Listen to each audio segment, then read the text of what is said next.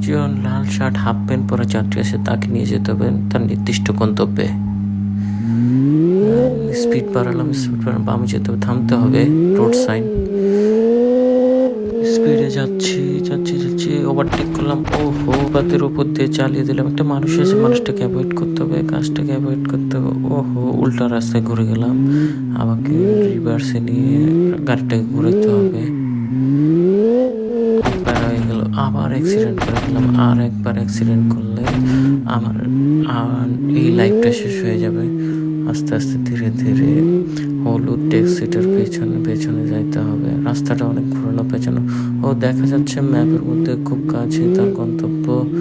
আর একটা মোড় ঘুরলেই পেয়ে যাব আমার কাঙ্ক্ষিত গন্তব্যটা।